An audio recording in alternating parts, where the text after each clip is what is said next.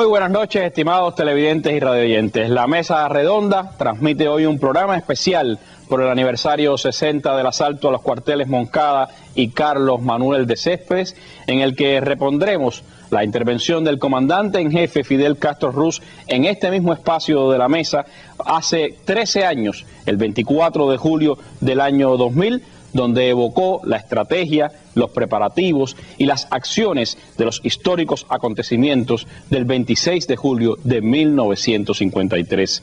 Sea este nuestro tributo a los hombres y mujeres que aquella madrugada de la Santa Ana salieron a combatir por una patria mejor para todos, al influjo de las ideas del maestro, especialmente para quienes murieron o fueron asesinados en la heroica acción.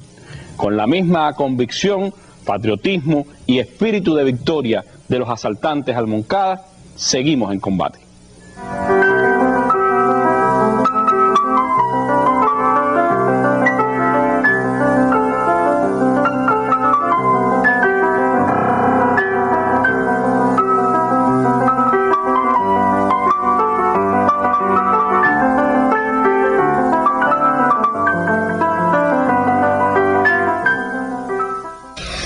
El problema es que yo estaba yendo a la Mesa Redonda como todos los demás por la televisión, pero yo no sabía que ustedes iban a abordar estos temas, y de repente veo que tú haces una pregunta, uno hace una interpretación, otro hace otra, y entonces me quedo pensando, caramba, si yo estoy aquí todavía,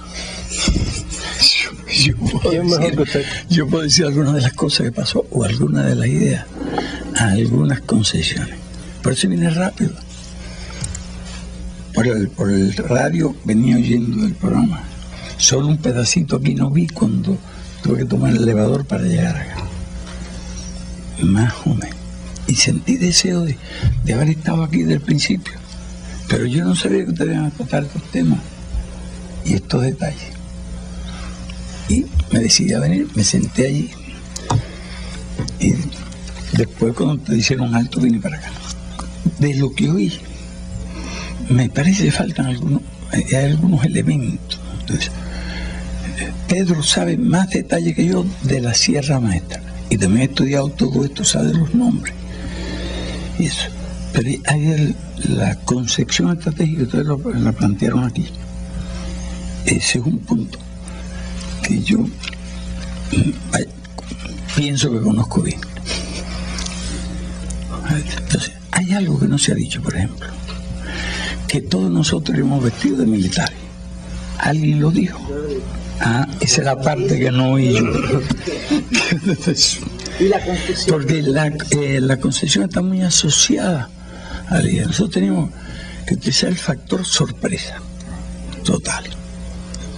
Fue verdaderamente difícil, sumamente difícil, que hiciéramos lo que hicimos sin que hubiese ocurrido un solo fallo. Es decir, desde que organizamos el movimiento, desde que adquirimos las armas, desde que las trasladamos, en 24 horas trasladamos el grueso de las armas. Y Melba y Aide fueron los principales responsables de ese movimiento. Porque aquello eran maletas que estaban las armas. Y iban por tren fundamentalmente. Allá con Renato lo coordinaban todo. Pero un momento, unas maletas que estaban tan pesadas. Por ahí está la anécdota o la historia de que unos soldados en la terminal de Santiago de Cuba ayudaron a Yeye y a Melba a cargar una maleta que pesaba mucho. ¿Tú sabías eso? Sí. Correcto. Como dice Pedro, no hay tiempo para contar cosas. Pero ese detalle es muy importante, porque nosotros íbamos a darle una sorpresa total. Y se hizo todo, se puede decir, durante meses, para la sorpresa total. Estaban preguntando cómo es la concepción. Cuando se produce el golpe de Estado, nosotros pensábamos que todo el mundo se iba a unir para luchar contra Batista. Porque parecía lógico, parecía elemental. Entonces nosotros empezamos a prepararnos. Yo tenía unos cuantos amigos y empecé a trabajar con ellos. Dentro de la juventud ortodoxa, que yo conocía bastante gente, empiezo a organizar, digamos, grupos de combate, células de combate, pensando que un día habría una unidad. Y la idea era participar con los demás en el derrocamiento de Batista. No es que desde el primer día ya habíamos tenido un plan. Empezamos a organizar y organizar y organizar. Y con el transcurso del tiempo, que pasaban los meses de un trabajo intenso, habíamos organizado y entrenado 1.200 hombres. Yo me reunía en la oficina de Prado 109, porque ahí entraba y salía todo el mundo. La policía temía a Batista y compañía, a Aureliano también, porque ellos tenían relaciones. Privo tenía dinero para armas, relaciones con algunos jefes militares, y ellos empezaron a organizar su movimiento. De mí no querían ni saber, por las denuncias que yo había hecho en el periódico Alerta las semanas anteriores al golpe. Incluso me querían acusar, o me trataban de acusarme como responsable del golpe. Y que después que murió Chipás, que se suicida en un momento de depresión, porque le había hecho unas denuncias sobre unas fincas en Guatemala a un dirigente político. Ese dirigente era Aureliano, un hombre hábil en la polémica, y le exigió que lo probara. Y bueno, indiscutiblemente que Chivas no tenía las pruebas. Él recibía mucha información, alguien le dio esa información, y en su hora radial de las 8 de la noche lo acusó y prueba. Él no pudo aportar las pruebas. En consecuencia, lo ridiculizaban, ya salían las caricaturas, y cuando tiene un momento de presión, y en su hora de radio, terminando el programa, se da un disparo. Queda muy grave, muere como una semana después. Entonces, más adelante, yo digo, caramba, si no, yo decía, no hay que ir a Guatemala. Y me dediqué a buscar todas las fincas. Ya yo estaba graduado. En los registros de propiedad y en las notarías me puse a buscar todas las pruebas de todas las fincas y todos los negocios que esta gente había hecho. Pero con todos los datos no era manera de rebatirlo. Por ahí andan, creo que los periodistas se lo repartieron una vez. Y el día del golpe, que es la madrugada del domingo para el lunes, salía el cuarto artículo, en que tenía todos los datos de cómo Privo y Paco Privo y toda aquella gente habían comprado las tierras que están donde hoy está la Plaza de la Revolución. Por ahí está el barrio de La Pelusa. Miles de gente me fueron a buscar un día para que yo lo defendiera. Y yo lo defendía. Llegué al Ministerio de Obras Públicas, en el momento que iban a firmar ya le iban a dar como 50 pesos. Nadie firmó. Y empezó una lucha. Eso se interrumpe con el golpe del 10 de marzo.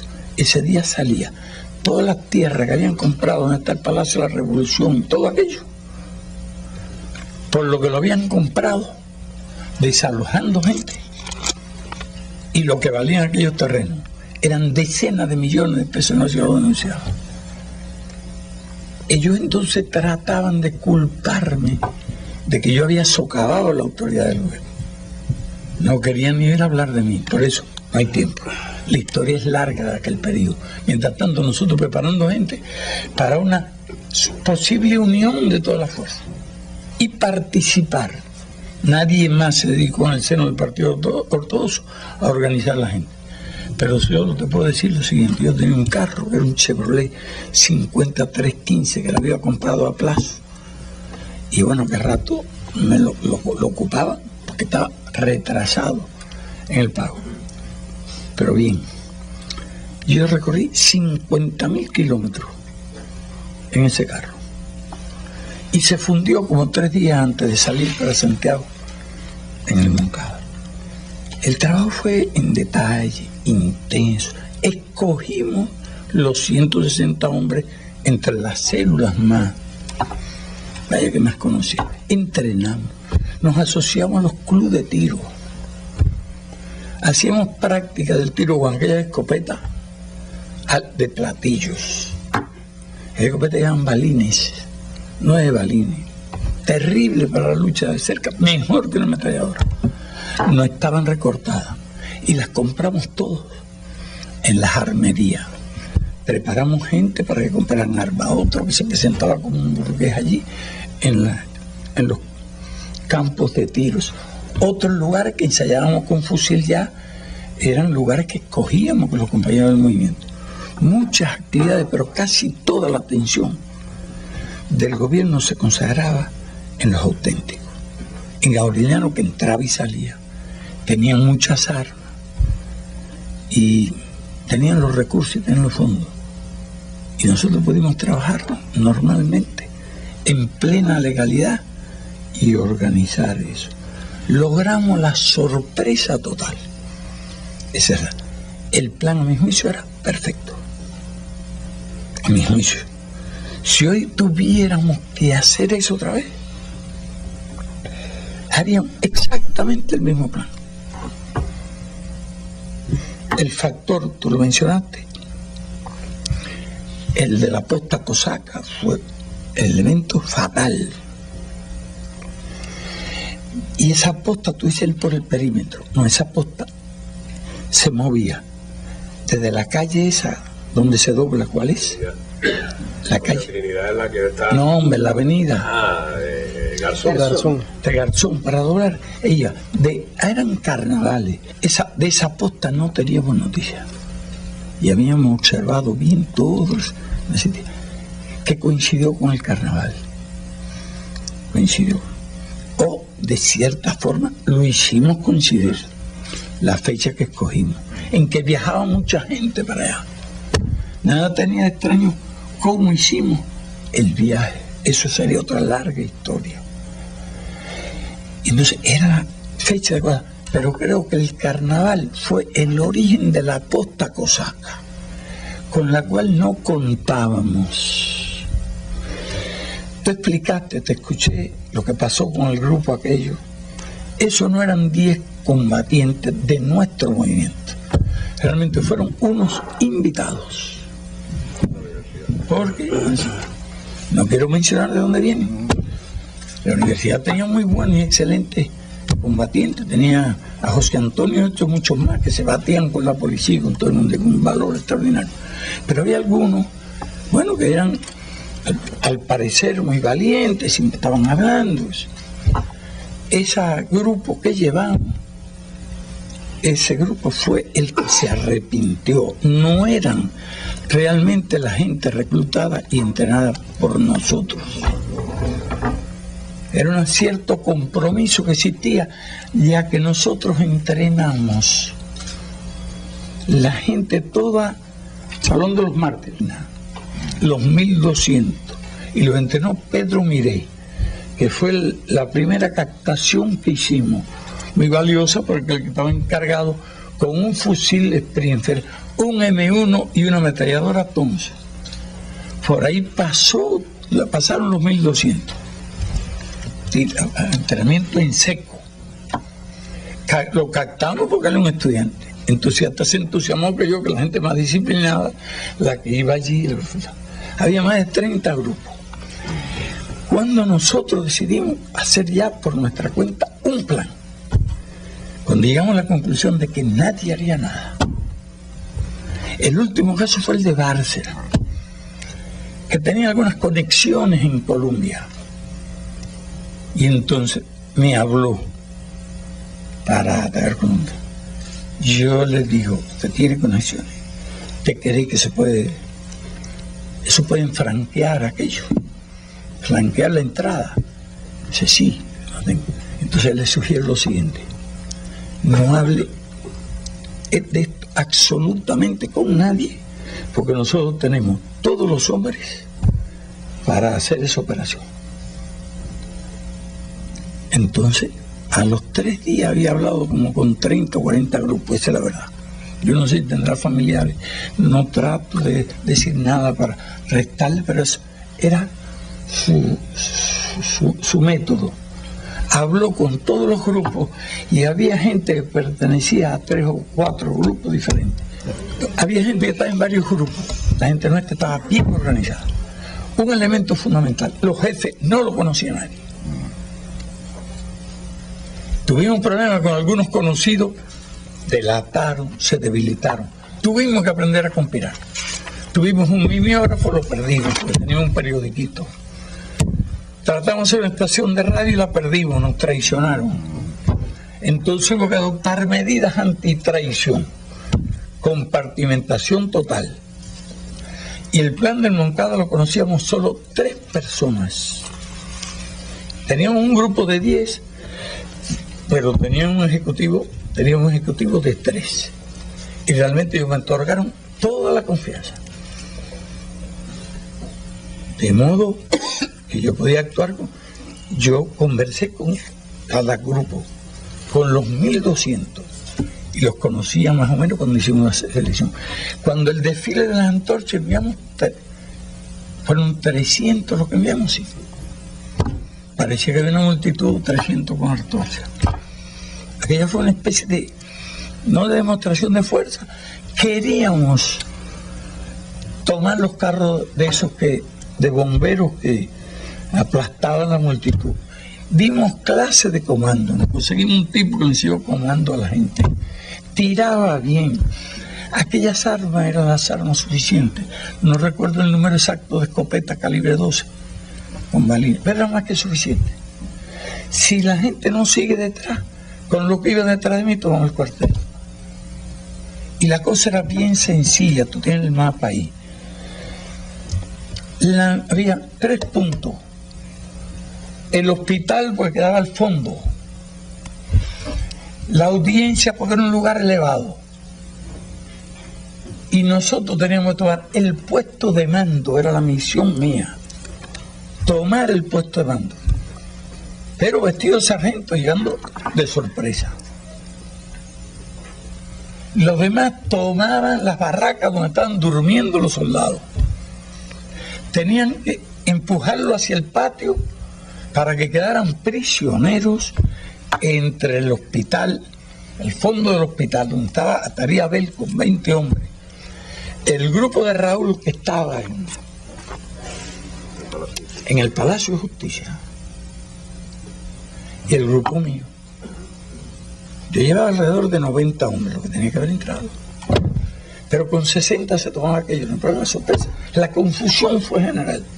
Nosotros no, todos éramos sargentos, porque inicialmente le íbamos a crear una colosal confusión, haciéndole creer a todas las demás unidades que había sido un movimiento de sargentos. Nosotros pensábamos hacer prisioneros unos cuantos de allí y utilizar los nombres de ellos para que mandaran mensajes en todas direcciones. Como dices tú, a Santiago no reclutamos a nadie de Santiago para guardar el secreto. Nosotros habíamos tomado la decisión cuando Bárcena, como dije, ya se enteró toda La Habana, y ese día, mucho antes de que cayeran presos, dije yo a Romero, no queda más remedio que de tomar la decisión nosotros de iniciar la guerra contra Batista. Pero ¿cuántos hombres? 1200. Buscamos con millones de trabajos las armas y pudimos hacer lo que hicimos. Yo era el único profesional, porque Abel y Montané me sostenían. Fueron lo que yo tenía un sueldo que se dio de 300 no sé cuánto, relativamente alto. Me pagaron los gastos. Yo fui el primer profesional revolucionario. Uno. Ellos pagaban la gasolina, sacaban el carro, me daban el dinero para pagar el alquiler y la comida. Y por eso yo me dediqué a tiempo completo al trabajo. Esa es la historia. Y entonces cuando decidimos actuar ya, puesto que no había unidad, puesto que no había acuerdo para actuar juntos, entonces ya ahí le dejamos cuál iba a ser la forma de lucha. Para mí era clarísimo, no se podía tomar ese cuartel. Que en la ciudad con los radiomotorizados era muy difícil moverse. Que había que ir a la guerra irregular, concesión. Pero hacía falta un número de armas para empezar.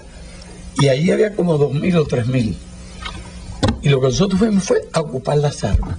Levantar la ciudad de Santiago de Cuba, como tú explicaste. El ataque de Bayamo, como tú dijiste, era para tener una vanguardia y tomar el puente del Cauto, que daba la posibilidad de que contraatacaran por el ferrocarril, pero ese era más fácil de defender, porque tú volabas un puente por allá, la avanzada aquella. No digo aquí lo que he dicho en algunos lugares. Hoy haríamos otro plan, pero ese fue el que nos pareció el mejor. Y no estaba mal concebido, está bien concebido. Y te aseguro que se cae la pista. Las primeras horas iban a ser de confusión general. Rendir todos los batallones que estaban en el resto de la provincia, desde el cuartel, y dándole orden a un supuesto sargento allí de verdad. Eso iba a crear el caos, bueno, intentando nosotros. Lo que pensamos, recoger las armas y sacarlas de inmediato del cuartel, porque vendría la aviación. En cuestión de media hora no debía quedar un arma allí dentro del cuartel. Le íbamos a distribuir en distintos edificios de la ciudad para evitar el ataque, y nos retiraríamos del cuartel. Armaríamos al pueblo, porque teníamos absoluta y total confianza en los santiagueros. Pero si te van a hacer una combinación ahí, organización como la de aquí, no. Organizamos las fuerzas de Occidente. Eran combatientes de La Habana y de Pinal del Río. Artemisa, que aportó el mayor número de combatientes. Ya, faltan 3 minutos. Y siquiera te puedo decir en el mapa lo que pasó. Aquí. Por aquí, Pedro, para que tú me digas dónde tú estabas señalando. El movimiento, que yo lo veía por televisión y no es lo mismo. Explícame por dónde iba a la caravana nuestra procedente de Siboney. Viene de Garzón. Sí, correcto. Dobla por la calle Moncada. Correcto, doblamos aquí. Correcto. No, la posta 3 está aquí. Pero lo que ocurrió realmente, te voy a decir, la posta cosaca con la que no contábamos.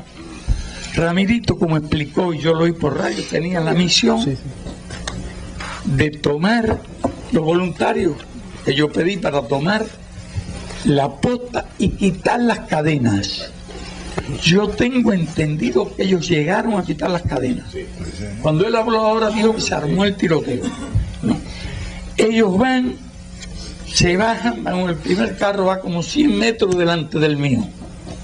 El tiempo para que tomaran las cadenas y cruzar yo con los hombres que iban detrás. El primer carro, después que cae la cadena, sí. El carro avanza y se sitúa encima de la cadena. No, si el primer carro después del de ellos era el mío. El carro de ellos. El de ellos, sí. Tú verás lo que pasa. Ellos llegan. La posta cosaca, en el momento que ellos pasan, está por aquí cerca del hospital, cerquitica del hospital. Y entonces observa algo raro, por alguna razón allí. No ha sonado nada todavía. Entonces iban con 2 Thompson y se vienen hacia allá en dirección a el grupo que toma la posta. Yo tengo 2 sentimientos. Uno, la impresión de que le van a tirar a los que han tomado la posta, y la intención de protegerlo. Segundo, la ambición de coger las 2 ametralladoras. Eso fue un error. Porque después me leí muchos libros sobre guerra y sobre comando y me di cuenta de lo que habría pasado. Yo iba además manejando el carro. Llevo aquí la escopeta mía y aquí una pistola. Cuando veo que aquellos están apuntando, es cuando se me ocurre parar, a abrir la puerta y arrestar a los 2 que estaban para allá. Pero antes de que yo termine de abrir la puerta, los tipos se dan cuenta de algo y miran las armas hacia donde estábamos nosotros, ya arriba, qué sé yo, de aquí a ahí. Entonces no es que yo le tire el carro. Cuando ellos aparentemente van a disparar sobre nosotros, yo doy un timonazo y sobre ellos. alguien sale por este lado. Alguien sale por este lado. Los demás se bajan. ¿Por qué? Porque las instrucciones que tenía, solo Abel y yo conocíamos el plan con exactitud. Y Renato, el único santiaguero. Nadie más sabía el plan, tenían instrucciones. Esta escuadra va a tomar eso y debe dominar el área. Sabía que íbamos a tomar el cuartel. Ya. Abel está aquí. Yo debo decir algo. ¿Por qué Abel está aquí? Porque Abel era el segundo jefe del movimiento. Y como yo tenía la misión de tomar este puesto de mando aquí dentro, como en el cuartel otra vez. Tomando aquí. Está Sí, aquí al centro de la fachada principal. Aquí. Espérate, ponme... Aquí. Aquí está la posta 3, aquí está la Sí, calle. correcto. ¿Dónde está la posta? Claro. Como yo tenía la misión de tomar el puesto de mando dentro del cuartel, con el resto de la gente, a ver, le habría gustado ir para acá. Pero era muy disciplinado. Digo, vas para el hospital. Porque era un lugar, a mi juicio, de menos riesgo. Ya que la misión de ellos era apuntar hacia los soldados que nosotros arrojáramos hacia el patio. Esa es la razón por la que Abel va ahí. Entonces, al detenerse el carro, todos los que están detrás se bajan.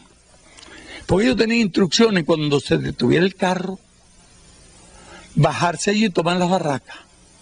Yo iba a tomar con el grupo que estaba conmigo el puesto de mando y era fácil, y no había nadie. Vestido de militar entraban, la sorpresa, la confusión, y aquello se tomaba. Y a esa hora quedaban las postas aquellas no podían hacer nada. En el momento que estuviera todo el mundo, no tenían a quién tirarle ni sabrían a quién tirarle. ¿Y qué ocurre cuando se produce el incidente con la posta cosaca? Que todos se bajan y toman lo que están al lado. Este hospital tiene figura de cuartel y la gente se baja. Uno de los que se baja por aquí hace un disparo, porque parece que alguien se asoma por una de las puertas y dice: es un disparo. Cuando aquel hombre hace el disparo, todo el mundo empieza a disparar. Las sirenas ensordecedoramente comienzan a funcionar, a dar la alarma. Era terrible aquella sirena funcionando, terrible. Los soldados en consecuencia se levantan, se van, se despiertan con la sirena aquella. La gente se ha metido, yo no sé cuánto se ha metido más o menos, por lo menos 2 o 3 carros dentro del hospital. Yo bajo, subo las escaleras, entro en el hospital, en el vestíbulo, y saco a toda aquella gente. ¿Cuál era mi empeño todavía? Que pudieran montarse en los carros y seguir. Ya tenemos organizado una microcaravana, qué sé yo, 4 o 5, para seguir en medio de las sirenas y todo. ¿Y qué hace? Un carro, no sé cuál, se adelanta. Yo no sé si el que estaba allí, o se adelantó, puede ser el que estaba allí, retrocede y choca con mi carro. Así, bueno, entonces, me bajo. Estoy hablando con Fleita todavía. ¿Qué se podía hacer? Y a esa hora no se podía hacer nada. Porque estaban todos los soldados en posiciones. La gente nuestra fuera. Completamente. Hacían falta tanques y cañones para tomar aquello ya. Tanques y cañones. Pero ya nuestras armas, que eran excelentes para la operación que teníamos, de tomarlo por sorpresa, no podían hacer nada. Y damos la orden de retirada, una orden de retirada general. Yo me recuerdo de un episodio que la ametralladora 50 que estaba arriba de eso, el hombre llega y se para allí. Cuando está ocurriendo todo esto, está retirándose la gente. Yo estoy en el medio de la calle. Y 2 o 3 veces tengo que dispararle hacia el hombre que trataba de tomar la ametralladora 50. Parecía un monito allí, subía, ¡pam! Un disparo. Se tiraba, volví otra vez, tiraba. que yo me iba en el último carro, no se veía a nadie. Todas las historias vienen después, de los que entraron allí en la primera barraca, la que contaba Ramirito, que evidentemente era la gente que tomó la posta, entró allí.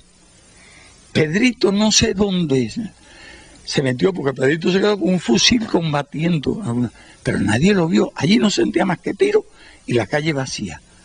Me iba yo ya en el último carro, cuando hay un hombre que está herido, no sé qué. Hay un hombre que se queda a pie, me bajo y le doy el lugar. Tuve la suerte, no sé cómo salí, tuve la suerte de que un carro de lo que estaba ahí retrocede. Es un muchacho de Pinal del Río, Santana, y me recoge.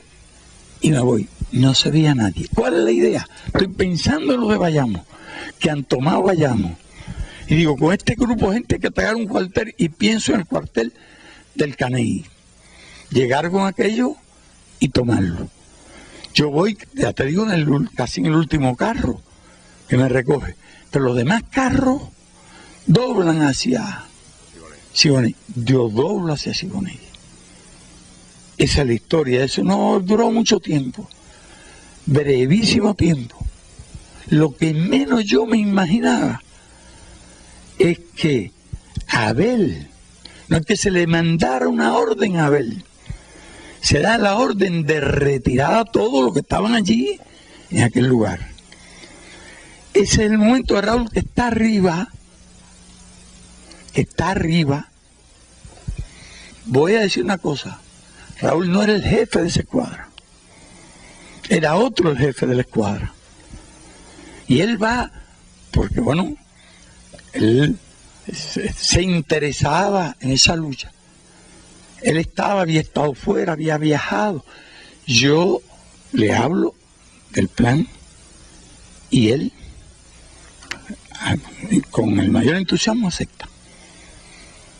Va en la escuadra del jefe que va a tomar eso. Ya históricamente hay que considerarlo el jefe de aquella escuadra, porque él salva la escuadra. Ya que la escuadra llega, sube, entonces ven que no se ha producido, que ha fracasado el plan, que no se ha tomado. Entonces ya, no sé la orden, ellos se retiran. Cuando se retiran, los hacen prisioneros, fíjate. Y entonces Raúl hace así, tiene un arranque de eso, le quita el revólver al hombre que lo tenía hecho prisionero y hace prisionero a aquella gente. Entonces salen, él salva a la escuadra, porque si no, si aquella gente lo hacen prisionero, lo matan en ipso facto, como a todos los que hicieron prisioneros en los primeros momentos. Los del hospital no se dan cuenta de lo que ha pasado. Abel no se da cuenta lo que ha pasado. Indiscutiblemente. Yo estoy con la idea, yo estoy pensando en lo de Bayamo. Y la idea de ir para que ellos no se quedaran solos. En medio también de una amargura terrible que hay que concebirla, ¿no? 2 veces hemos pasado, más de una vez hemos pasado. La pasamos allí, cuando todo el trabajo de tanto tiempo se echa a perder en cuestión de minutos. Por eso es que digo lo que no voy a decir, que habríamos hecho otro plan, mucho más lógico, mucho más práctico, pero no lo voy a decir porque cuando lo he contado a alguna gente se queda así, medio inconforme, y hay que discutir, porque hay un plan mucho mejor, eso lo aprendimos después. Pero en aquel momento, bueno, hubiéramos buscado un plan más seguro. Con aquellos 160 hombres, hubiéramos podido hacer un plan mucho más seguro. Este plan era ambicioso, era audaz, pero tenía este tipo de riesgos. Y nosotros pudiéramos llevar a cabo un plan sin riesgo. Digamos, comenzando por la Sierra Maestra con aquellos 160, ya lo dije, de una vez. Y entonces si volvimos a reconstruir la lucha con 7 armas, con aquella gente, y habríamos explorado aquel territorio donde llegamos después del desembarco y donde no habíamos estado nunca, esa es la historia real.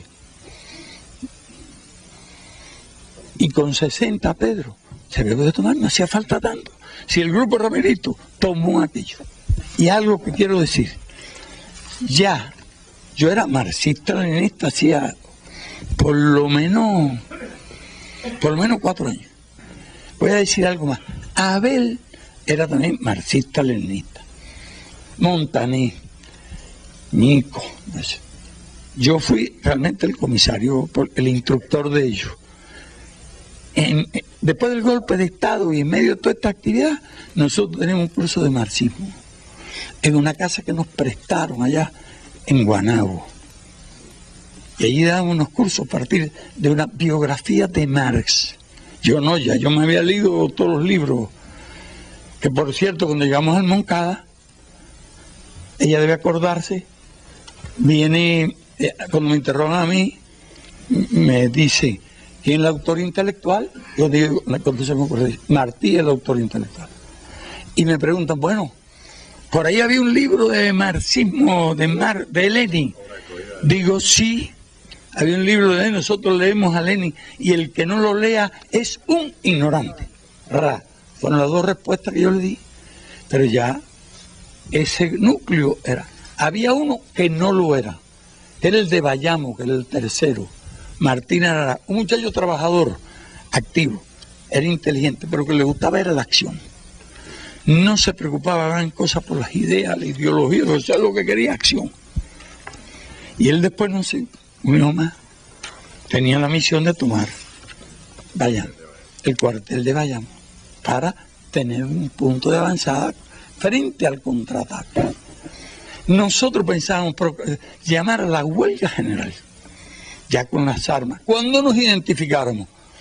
Y el programa, que era el programa del Moncada, que ya no, yo tenía eso pensado desde antes del 10 de marzo, porque desde antes del 10 de marzo sabía, especialmente después de la muerte de Chivas, que el partido iba a ganar las elecciones, ese partido, pero iba a ser igual, desgraciadamente, o peor que lo que había pasado con los auténticos, porque excepto La Habana, que fue la más fiel siempre a una línea, el resto de las provincias estaba en manos ya de terratenientes de la jefatura. Y aquella gente realmente le pasaron un plumero, le quitaron el polvo y lo metieron en la ortodoxa, que era un partido que iba a ganar. Aquello no daba más nada. Y ya yo tenía un plan revolucionario antes del golpe de Estado. Eran las elecciones y eso iba a empezar por la Cámara, donde se iba a plantear. En aquella época nosotros incluso defendíamos también a los soldados que estaban trabajando en las fincas de los coroneles y de toda esa gente. A los soldados, no a los coroneles. Ya tenía la concepción del programa del Moncada. Íbamos a proclamar ese. No era un programa socialista, pero era la antesala del socialismo. Y ahí en la historia de la soberanía hay unas cuantas cosas, uno de los becerros de oro, y hay una serie de cosas dichas entre líneas que hay que leer entre líneas. Yo sabía lo que quería decir. No se proclamó el socialismo, porque nosotros éramos socialistas, y éramos marxistas. Abel era, y entusiasta, y Montané lo era, entusiasta, Nico lo era, entusiasta. Porque había este grupo de 10 que era la dirección general, pero un grupo ejecutivo de 3. Y a mí ellos me dieron todas las facultades, digamos, me mantenían en 2 palabras y yo me dedicaba al trabajo a tiempo completo. ¿Puede quedar alguna otra cosa por ahí a juicio del presidente de esta mesa? No. La estrategia que hacemos en la cárcel ya es la de la guerra en la Sierra Maestra. Pensaba venir con 300 fusiles automáticos, entonces con armas, ilusiones. No llegó ningún fusil automático. Quítale una ametralladora, quítale 10 Remington semiautomáticos y más nada. Lo que sí teníamos 50 y tantas mirillas telescópicas que eran temibles. Es lo que sí puedo decir de lo que traíamos. Vinieron 82 hombres, como es conocido, y más nada. Allí estudiamos. Siguieron estudiando, pero me separaron a mí todo el tiempo. solo, hasta que al final mandaron a Raúl y estuvimos los dos juntos. Tú que eres presidente de la mesa redonda, tú quieres saber algo. Pero, y que yo brevemente te pueda responder. Sí. Quizás, comandante, una preocupación que mostraba Marta acerca de si desde Boniato usted ya concebía la posibilidad de ejercer su propia defensa en el juicio del Ya Moncada. yo me había defendido cuando en Cienfuegos, en una protesta estudiantil, me metieron preso por apoyar a unos estudiantes de Cienfuegos y me mandaron para la audiencia de Santiago de Cuba y me juzgaron y yo mismo me defendí. Ya eso era... Siempre, ¿para qué voy a buscar a otro? Es mejor defenderse. Y yo, como dice Marta, me volví acusador. Lástima que no sé nada, el recuerdo nada más, que ni eso se grababa, ni nada. ¿Tú tienes grabado? No. Porque yo empecé a interrogar y ese fue cuando me sacaron. Porque empecé a interrogar a los testigos aquellos y empecé a demostrarles que habían matado a la gente, porque como dijiste tú, mataron unos pocos. Lo que asesinaron fue a los prisioneros. Lo otro fue, lo de Sarria que contaste tú, es una historia más larga de contarse. Porque él no decía con el énfasis que tú dices, las ideas no se matan, las ideas. Él nos sorprende dormidos, que eso es terrible. Ya nos íbamos a quedar 3 para cruzar la bahía por el otro lado y caer en la Sierra Maestra, ¿no? En la dirección al Turquino. Con 3. Teníamos heridos. Teníamos gente agotada. Se había conseguido ya una cierta tregua. Es cuando el arzobispo Pérez Cerante plantea. Él después tuvo diferencias con la revolución, pero es cierto que él plantea allí, hace gestiones. Bueno, pero también, ¿qué se había producido? Fíjate bien, los primeros días terror absoluto. A los 5 o 6 días... asombro, alarma, indignación en la población, porque se ha enterado de todos los asesinatos. Ya aquella gente no podían seguir asesinando a mucha más gente, con algunas excepciones. Si a mí me pescan y me llevan allí, nada, no duró ni 5 segundos. Nosotros, las armas de un grupo que sí iba a acogerse a la tregua aquella, pues no podían seguir. Se habían quedado cerca. Nosotros lo acompañamos hasta el lugar de la casa donde se iba a quedar. ¿Cómo se llama el hombre? Leizán. Quedaron allí. Nos vamos nosotros. Caminamos unos cuantos kilómetros donde había quedado las armas cerca. Cometimos el error de dormir en un bar en tierra, que nunca debimos haber hecho eso. Habíamos dormido bajo los árboles, en las piedras, donde quiera. Una tontería. Bajamos la guardia. Si nosotros hubiéramos cruzado, porque yo sabía cómo ir para cruzar, tomar un bote, cruzar la bahía y caer en la Sierra Maestra primero, en dirección allá, hacia la verdadera Sierra Maestra, no la que iba hacia Guantánamo, digamos. Por ahí terminamos la base de Guantánamo, pues, a la Sierra Maestra donde íbamos a ir. Cuando nos sorprenden, nos despiertan con los fusiles. Y es cuando este hombre, eso fue realmente una cosa extraordinaria, empieza a decir, bajito, tranquilizando a los soldados que estaban, mira, las arterias las tenían infladas de la rabia, la sed de sangre. Y entonces decía que tranquilo, las ideas no se matan, las ideas no se matan, pero bajito, lo decía él no se lo decía a los soldados, si no son capaces de matarlo a él también. Él lo decía bajito, murmuraba eso, las ideas no se matan. Sarria, el teniente Sarria. Y hay un momento crítico que es cuando encuentran el grupo de armas, que fue del diablo. Ellos tenían los fusiles cargados y preparados. Amarrados no tenían así, de espalda. Y él logró apaciguarlo en ese momento. No solo en el primer momento, sino en ese momento. Cuando aparecieron las armas. Se le infló más las venas a cada uno de aquellos tipos. Estaban medio gordotes. Y hay más episodios. No cuento más, pero creo que es suficiente. ¿Te falta algo? Sí, falta. Si me prestan la televisión un ratiquito más. Brevemente, leerle un interrogatorio que usted le hace a Pérez Chomún. A ver. Dice así, Andrés Pérez Chomún. El doctor Castro le interroga y él responde. Esa misma tarde hubo un tiroteo en el campo con algunas bajas enemigas y unos heridos nuestros. Por la noche me puse en contacto con el coronel informándole. Ordené al teniente Teodoro Rico que fuera a la Gran Piedra. Luego me refirió su labor allí. Ese día se presentaron 2 asaltantes por un tejar cercano y luego otros 2 más lejos y lo enviamos al cuartel. Después un grupo de 8, entre ellos el líder, fue por una choza cercana por el mismo Siboney. El presidente pregunta, ¿y usted fue allí a Chamón? Sí, como yo era el jefe de ese destacamento, fue allí y el teniente Sarría me entregó ese grupo. Fidel Castro pregunta, dígame, comandante, ¿cuántos combates hubo en total en esas búsquedas en el campo? Hubo varios, la patrulla mía tuvo 3. ¿Usted conoce el total de muertos? No, el total no, pero eran aproximadamente 18. ¿Usted dice que en Siboney? Sí. ¿De ustedes, comandante, hubo heridos? Sí, hubo heridos. ¿Y cómo entre nosotros no? ¿Usaban acaso ustedes armas atómicas? No, señor. Nuestras armas eran reglamentarias, no asesinas como la de ustedes. Basta, un timbrazo. Es el presidente, doctor Nieto, dirigiéndose al comandante. Trate de usar otro lenguaje más correcto, le dice. Bien. ¿Usted cree que el comandante Chomón? Sí, entonces, ¿qué pasa? ¿Usted cree que esas balas expansivas son peores que las de ametralladoras 50? No. Nosotros no tuvimos heridos en esos encuentros. Usted le pregunta a Chomón. No, capturados y muertos únicamente. ¿No le parece a usted esto muy raro? Ya que en la guerra siempre hay más heridos que muertos. En esas excursiones que yo le digo, solo hubo prisioneros y muertos de ustedes. Me basta, Fidel Castro. ¿Y cómo tú sacaste eso? ¿Dónde lo sacaste? A mano. Ese es lo que está en el libro mío del juicio. ¿Tú lo copiaste o había papeles o documentos con eso? No, eso yo lo cogí todo a mano. Oye, pero el taquígrafo. ¿Qué cosa? Míralo aquí, completo. Exacto.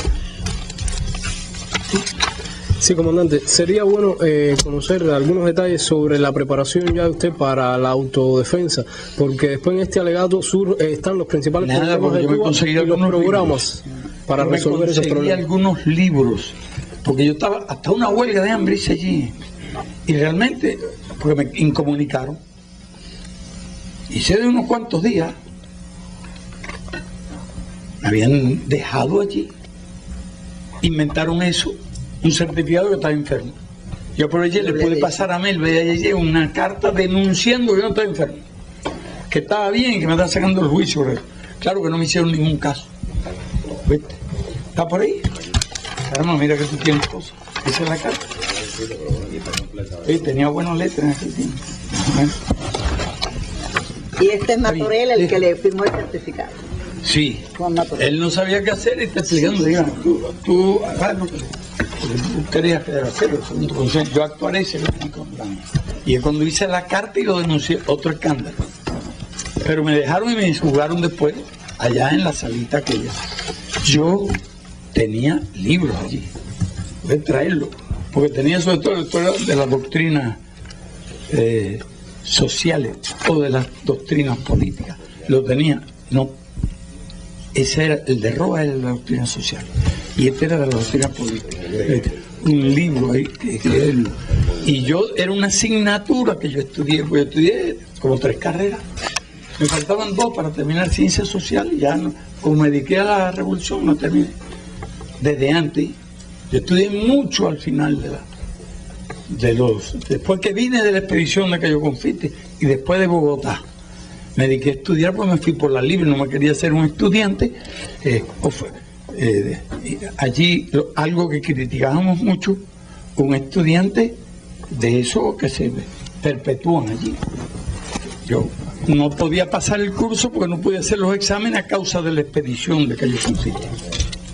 Y cuando llegué ya no podía examinarme, tenía que optar por matricular el segundo o irme por la libre. Entonces ya me fui estudiante por la libre.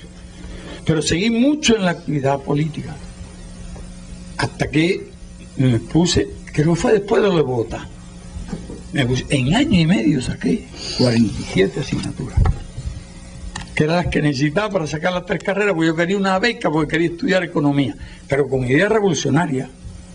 Pero vi que los acontecimientos aquí se iban precipitando, y decido hacer otra cosa ya. Perdí mi oportunidad porque no tenía contrincante, ya que nadie había sacado las 3 carreras del curso ese. Me faltaban 2 asignaturas que eran las que más me sabía. Y entonces, no, entre ellas está esa. Y Martí, que me lo había leído desde mucho. Y yo quería fundamentar la defensa en el principio del derecho a la rebelión. Hay una cosa, a los pocos días del golpe de Estado me presenté en el tribunal y acusé a Batista de más de 100 años, todos los códigos, artículos, porque un día nos van a acusar a nosotros y quiero tener en la mano este expediente de cómo fuimos a los tribunales y acusamos al bandido aquel y de todas las leyes que habían violado. Y efectivamente llegó el día en que tuve que defenderme y estaba aquel antecedente. Entonces yo sí tenía buena retentiva. Entonces hice la defensa y después, pero allí estaba Marta. Después tuve que reconstruirla, porque ya allí no había un micrófono ni nada. Y la reconstruí en la prisión. De más está decir que, como hago con los discursos míos, esto que improviso, lo reviso. Si me falta algo, se lo añado o lo quito, lo digo. Podría hacerlo más cómodo. Lo copié en limón. Esa sí era la tarea del indio. Con jugo de limón en cartas que le mandaba a Lidia, mi hermana, a Emita, y unos pedacitos así, y después toda la hoja completa. Escribir en limón es difícil. Y que no haya dejado un solo error. Se requiere la concentración de una hormiga ahí paciente. Y yo tenía mis técnicas de cómo ir haciéndolo, porque durante unos segundos tú ves todavía la humedad. Después lo ponen en una plancha, lo ponen en un horno y sale completo. Así se difundió la historia. Mire, comandante, perdón, aquí sí. El día ese, este es el comentario que yo anoto. Dice: el doctor Fidel Castro ha terminado su informe. Todas las personas que lo han escuchado comentan su talento. Improvisó la pieza completa y la coloreó con pensamientos ajenos, con trozos de alegato, sobre todo con palabras textuales de José Martí. Su postura correcta para con el ejército que no asesinó y las declaraciones de una pléyade de jóvenes en ese sentido levantaron la admiración para con el revolucionario. Los propios soldados lucen perplejos en la sala.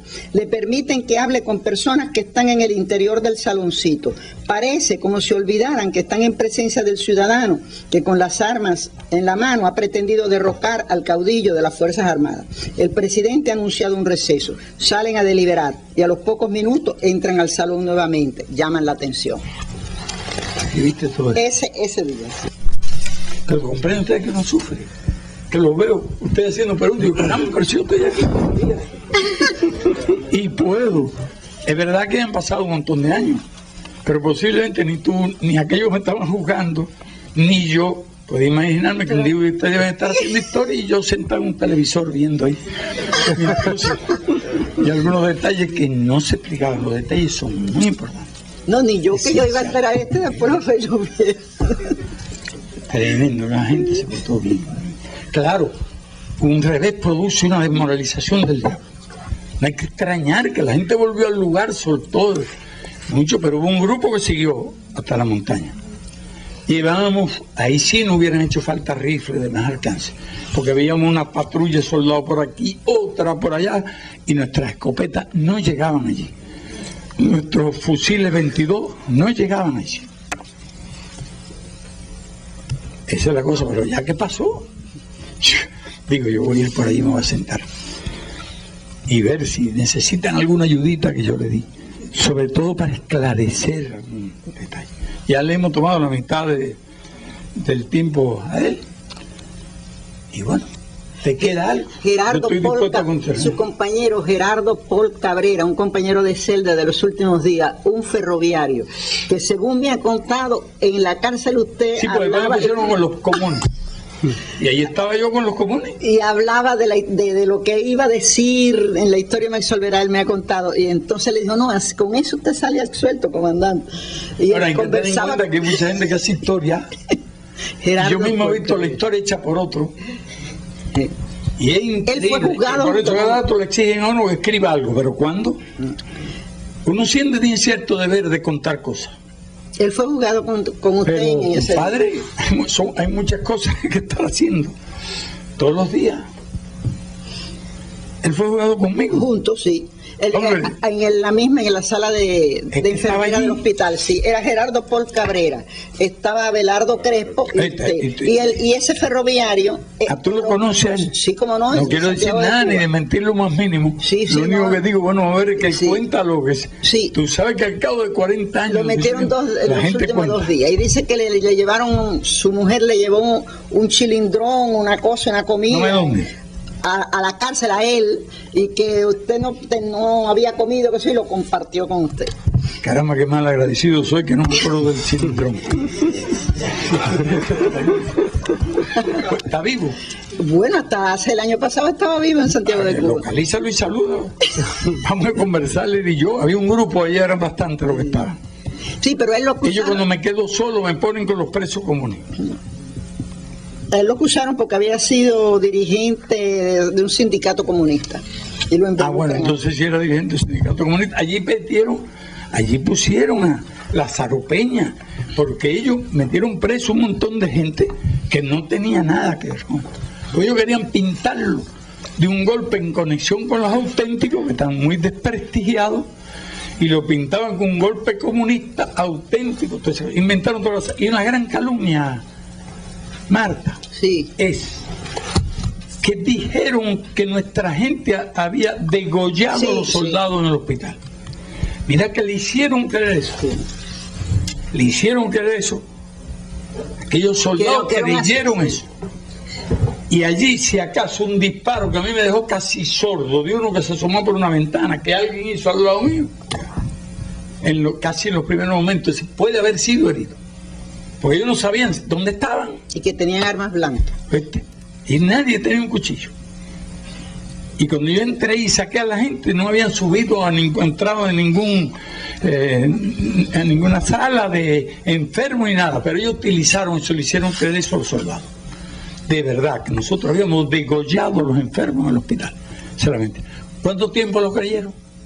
No pasó mucho tiempo, sí, hasta aquel día en que yo me reuní con 2.000 soldados de élite en Bayamo. Y en pocos lugares me han recibido con tanto entusiasmo como me recibieron ellos. Porque en la guerra aprendieron qué eran de verdad los revolucionarios. Que nunca hubo un prisionero asesinado, nunca hubo un hombre golpeado.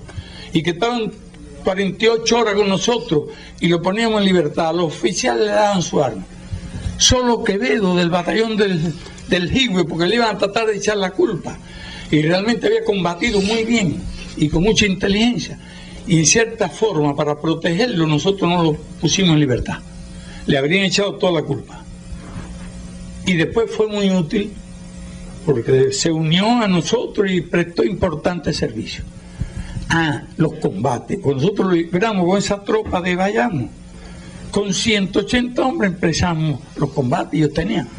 Llegaban por carretera asfaltada los vehículos. Y los tanques. Tenían tanques Sherman y tanques del otro tipo también, más ligeros. Tenían 5.000 soldados. Nosotros empezamos los combates en Guisa con 180 hombres. Iban sumando, siempre llevaban una tropa recluta detrás de esa armada. 10 días de combate, nos quedamos con Guisa. A Pupo los capturaron, lo mandamos a alcanzar un lugar y tanto avanzó que una tropa que venía, le hacían muchas trampas y en el subsiguiente combate tomaron medidas contra las trampas aquellas, mientras nosotros le hacíamos otras, en retirada. Y le hicieron prisionero. Teníamos un grupo prisionero y le dijimos, me tiene que dar garantía de que no van a asesinar a Pupo, si no a Pupo lo hubieran asesinado. Y esa era, después vinieron todos los combates de Baile, Iguaní, Mafo, Palma Soriano, hasta que vino Cantillo a conversar conmigo y reconocer que habían perdido la guerra. Esa historia, bueno, mucha gente no debe conocerla, pero se habló al principio del jefe de las tropas de operaciones. Y en la ofensiva por poco se acaba la guerra. Pero no hay tiempo. No cuento por qué no se acabó. ¿Alguna pregunta más? Cualquier cosa, cualquier duda. Si alguno de los que mire, comandante, una cosa que yo creo que es justo. y me parece que además es esclarecedor, que yo lo iba a señalar ahí, pero si usted está, es fundamental. El hecho de la publicación de la tarea que usted le da como importancia de la propaganda, a mí el Aide para la publicación de la historia me absolverá. Que es que para, desde mi punto de vista, ahí estaba el programa, ahí estaba el programa, exacto. Eso yo creo que fue muy importante, incluso en esto de la cultura masiva, porque fue la primera cultura política, si no masiva, eran 10.000 ejemplares, pero que 10.000 ejemplares eran bastante en aquel momento. Oye, Marta, lo que tenemos que aprender todavía, sí. Lo que nos falta es mucho, como 20 veces más, y estamos en pleno combate.